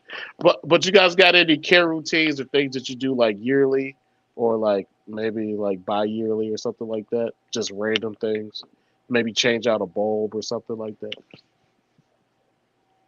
Not really, to be honest with you. I mean, just as needed. I mean, yeah, we all know our animals, right? We all Yeah. know the care they take. While they're not difficult, they require certain. I mean, thought process when taking care of them. I think as long as you sterilize things, I mean, once or twice a year, I think you're good. I mean, you don't have to. I mean, do this all the time, in my humble opinion. It's just like a kid. Um, you get them used to a little more than less, then their immune systems are better, right? So, I mean, you can't just constantly um, sit there and bleach a cage. I mean, you can, but I don't think it's doing the snake any favors. It's not doing you any favors. Just taking up your time. Um, Mhm. just do what you're supposed to do, and I don't think. Um, no, I don't have any like 1 to 2 times a year type of things that I did. Did you, Greg? Not really. I mean, there was a space between the tops of my top cages and the ceiling in the room that was maybe 3 or 4 inches. I might get up there once or twice a year and dust, um, stuff like that. But I just kept up on stuff, little stuff all the time. So I never really ended up at a certain point a year where I was like, oh, I've got to strip the whole room down or anything like that. I kept things generally clean all the time. But I also agree with Sony. There's a difference between clean and sanitary and sterile. I don't think we do our animals necessarily any extra benefit by keeping things sterile. I wouldn't bake my mulch in the oven and bleach the cages continually and just have a completely sterile environment. For one, I don't think it's necessary, but also, yeah, we develop immunities to things by being exposed to them in low dosages, and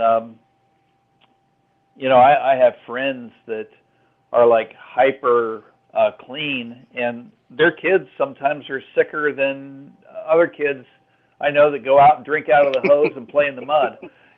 So I don't think My it's mom is necessary to like that. keep things. I don't think we need to, keep things sterile on a molecular level. But obviously, good sanitation is important. So what I was asking is like, so for things like, so I keep shade dweller life fixtures in my cages. So twice a year I change them out, just because I worry about UVB, like those bulbs getting too old. So I just change them out and throw them out. Or like I'll pull all the racks out, pull everything out away from the wall, and make sure I get real good behind the wall for the racks, with all the cages on it. Just things like that. Not necessarily things that are just super care heavy, but just things that you need to do every once in a while that you don't do often. Well, Right. it depends on your personality. Like, I'm really OCD with a lot of things. So if I see something, I fix it right then and there. I don't let anything, I mean, I don't care if I'm a little late going somewhere. If I walk into my snake room in the morning and a couple of snakes have pooped, I mean, I don't care. It's going to get cleaned right then and there. I think if you go with that approach and just do the little things that need to be done as needed, and even when you're talking about pulling out the racks, uh, I do that too. But I try to do that on almost a weekly basis because I don't like dust getting behind cages. So if you do little things here every day, then you're not stuck with a big have to do every 6 months. Just do it as needed. That's good advice. Um, we got time for one more topic, or do you Oh, let's guys do just it, want huh? to, or do we want to just do just just go back to anything that we discussed previously? We can do that instead of going one more topic. Do you guys got anything that you guys want to go back to? No, I just hope that Greg gets back into chondros. Hey, Greg says how's he's the happy baby? doing I what he's need doing right Let's now. go ahead. I need more space for cages is what I need. I know. How's what doing? He I've got a question for you, Greg. If you get back into Yeah. them, do you find yourself these days still as interested in designers, or are you starting to like locality animals more? I've developed more of an interest in locality animals than I used to. I think sometimes early on, I think I had a reputation for disliking locality animals, and that's not really accurate. What I disliked was people misrepresenting locality animals with no evidence or data or anything to verify it, just to boost the selling price. I agree. But I agree. I I would be just as happy, I think, keeping locality animals now as I would designer animals. I think an outstanding specimen of either category, still turns my head, makes my heart, beat a little faster. So, yeah, they both have a place in the hobby for sure. Yeah. And as far as Well, misrepresenting, I think it's still the same, right? They're importers that want to get rid of whatever animal it is. So, I mean, you've got to be really careful about who your importer is and Joe. where, who you're buying from. We're kind of dwindling down in that part as well too. So if we're gonna boost the locality numbers up, we're gonna have to use animals we already have here. Okay, I agree with that. Greg, what's some Yeah, I mean, I think that's compared to always your go ahead, my bad. that's always the goal. I think with any breeding program is eventually to shift over to most or all captive bred breeders. If I were going to get into locality stuff, that's what I would want to do. Is start off with founder animals, captive bred if possible, wild caught if necessary, but then develop into an all captive bred program as much as possible. Greg, compared to your first book, how are you raising up the animal from Bill, or did raise it up, compared to then? What are some things that you changed? You're like, you know what, I don't need this. Maybe this might be a little too much coming back in. I I haven't changed anything at all. I've got the animal that I got from Bill in the same type of shoebox tub setup in back that I used to raise all of my young animals in. When it Okay. comes time for that animal to switch over to an adult cage, I'll probably set it up pretty similar to what I used to do before. I'll probably use a commercially available cage. Um, I'm 67 years old this year. My cage building days are hopefully behind me. There's so many good options available on the market these days. Like Sony said, we got so many options available now that we never used to have. But I'll set it up with a heat panel, a thermal gradient, so the animal can thermoregulate. I always like to have some plants in my cages. I think it provides the animals with a little more security than just a bare perch. But there's plenty of people that don't use plants, and that's perfectly fine too. But I prefer them. So yeah, I really wouldn't change most things. I think if I were going to have a room full of chondros again, I probably would try to humidify the entire room a little bit more and do less individual cage spraying.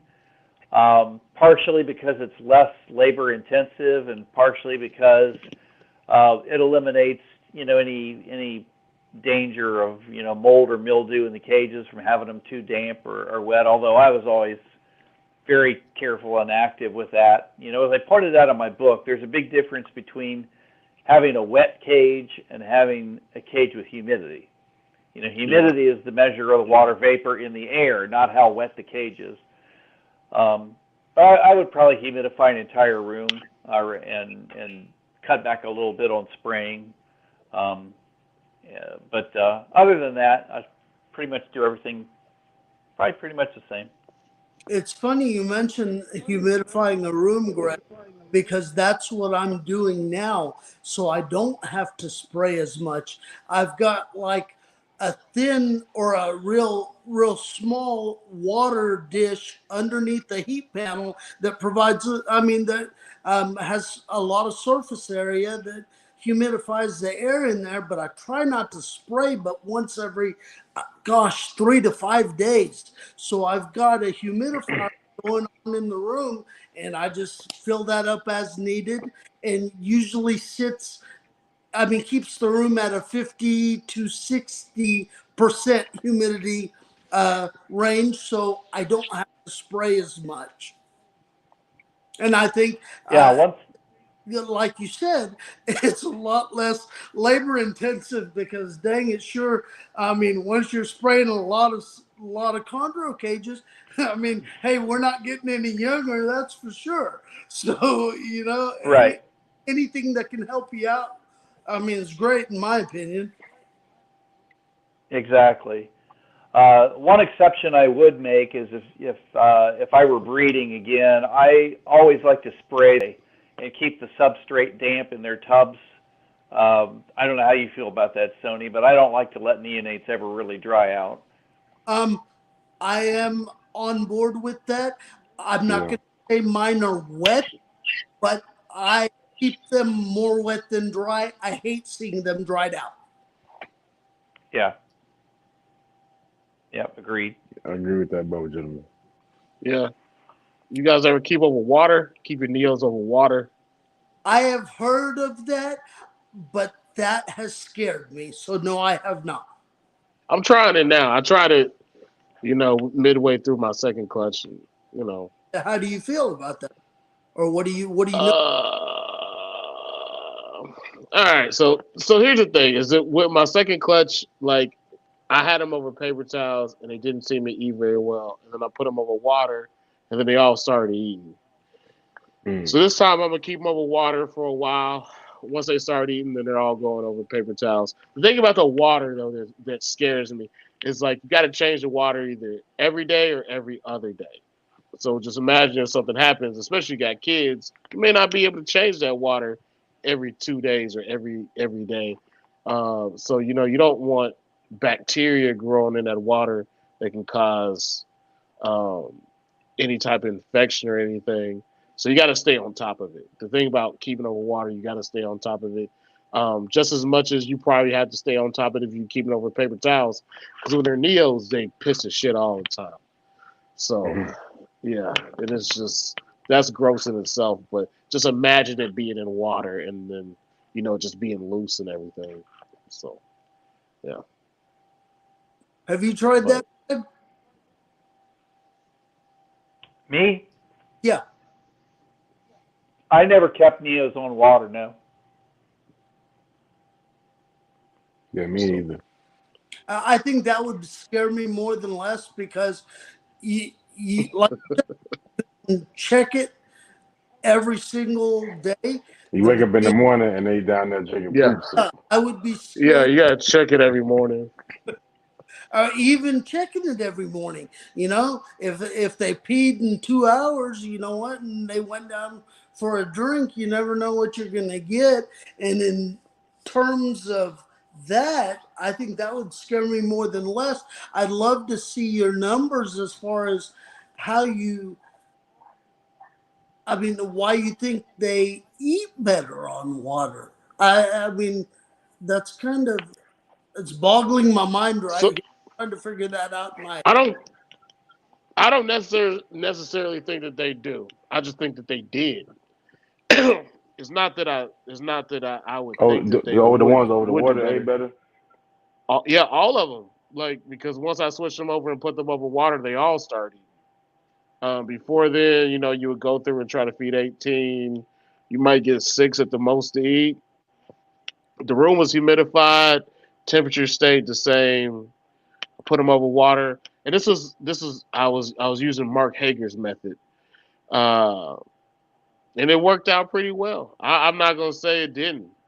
So I'm just gonna start them over water this time. Right. So And after I have no um, experience with that, but if you say it's worked for you and other keepers have, I'm not, hey, what works for me may not work for you and vice versa, right? As long as the basic things are the same and taken care of, which, I mean, humidity, heat, whatever, you have the basics covered. You can experiment with different things like you're doing. And if Mark does that, and hey, Mark's a great guy, Mark knows what he's doing, he's had a lot of success. And you know what? I'm not going to poo poo on anything that he's done. I just have no experience with that.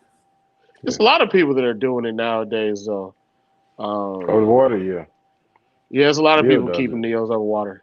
Yeah, this is not fun, but it works, I guess.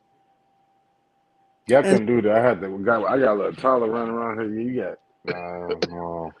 Well, so in my room is there's no kids out there. There's just dogs.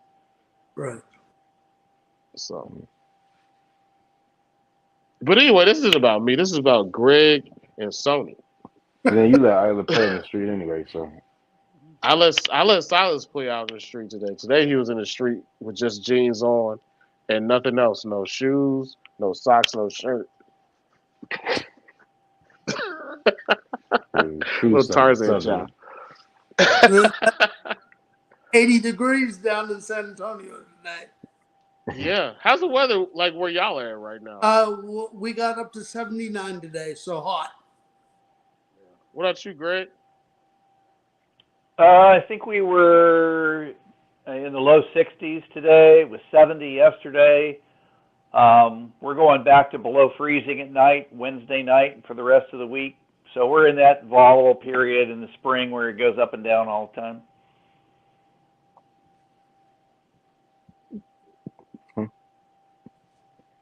You got anything else, Kino? That's about it.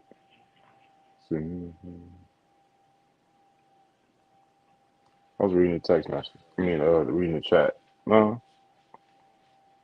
no, I So said, man. I don't think we got anything else. We appreciate both you guys for coming This is a on. If very you guys got informative anything else, episode from both of these gentlemen. Like, yeah, we love to Yeah, hear if you thanks guys for got having us anything on. else. Thanks for Yeah, having us. And Greg, because the first time we had y'all on, it wasn't. It was different and from this time. So I like that. yeah. he's, um, you know what? You've always, hey, maybe have a third installment of your book. How about that? Yeah, Bob Ashley, my publishers, talked to me about coming out with another installment about it. So we'll see. Okay. Oh snap! Yeah. Okay. Okay. Are you gonna have new pictures in it this time? Certainly would want to, yeah, get a bunch of new pictures and have a lot of the active breeders contribute to it. Nice. But yeah, we'll see. It'd be difficult for me to do it right now because my guitar repair business keeps me really busy. There aren't very many guys doing guitar repair, and so when it's kind of like having a good car mechanic, when people find out you're around, I get a lot of business, a lot of work, and between that and taking care of my rat colony and my ball pythons, I don't have very much downtime. So, but we'll see. I know there's a lot of interest in another book, and Bob's interested. So, yeah, we're still talking about it, but I'd like to see it happen at some point. Well, I can't wait to see it. If it comes to fruition, I can't wait to see it. Thanks. Seriously. What about you, Sony? What about me? You got any parting words for us, Sony? I I'm do just watching Pat and Chris go back and Uh, forth. I was about to say, well, I was look at them go out there. Come not. on, there they go. They go Pat. They unleash Pat. Pat is off the leash, and he is attacking the chat. Hey man, hey man, Chris and Pat gonna go at it for a while. Two smart guys. No, I've had a For lot. real. I didn't know how this was gonna go. To be honest with you, as far because I heard the words clash, and I was like, "Dang, man, I really don't It's get into it." I mean, but yeah, hey, we agreed on more than less, and I had a good time with all of y'all, and can't wait to do it again one of these days.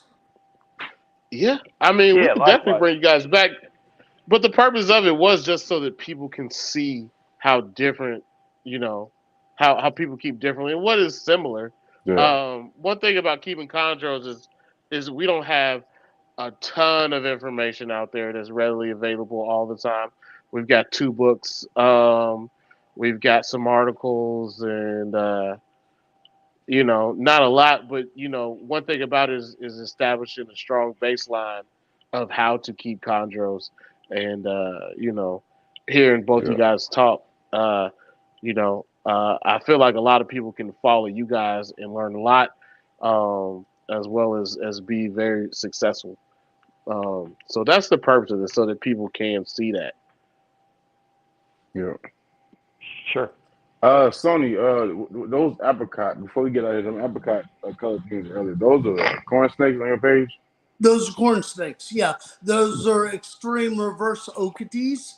Um, they didn't turn out as extreme as I wanted them. I wanted them to have a white base color or a yellow, but they ended up having a apricot-y, peach base coat. But yes, they are corns. Mm. You like them? I do. I Do think you? they're beautiful. They pop. I was looking at them earlier this morning. I was like, oh, that's a nice snake right there. Well, from what I haven't seen a lot of Greg's, but I hear Greg keeps uh, some nice okities. So I mean, I'm in the process of putting a nice little group together. I got 5 right now okay. from a couple of different sources, but they're all um, verified Jasper County, South Carolina Hunt Club corns. Oh wow. Uh, so that's not like critical to me, but if I can get them, I'll choose to work with verified locality. And Uh, it's just something, honestly, I just wanted to have something that would eat all the time after working with these ball pythons. yeah, for sure. But I've always loved OKT corns, and so I decided since I had the rack space to put a little group together. Okay. Are they breedable or close to, or are they still DNAs? Okay. No, I just picked these all up as hatchlings last breeding season, so I'm a couple of years away. Okay. Well, good luck with that. I can't wait to see what you produce. Thanks. Okay. Well, I think that's been us for the Chondro Bar Room tonight and Keepers Sonny, Class I'm gonna hit 3. you up. I'm gonna hit you up with some more about the snakes. Probably tomorrow morning. Go Yeah, for it. also, we want to see more pictures of you and the Ken Deal animals. We want to see more pictures. I've, okay. Okay. They're starting to change now. I think I see some yellow coming into a couple of Kens.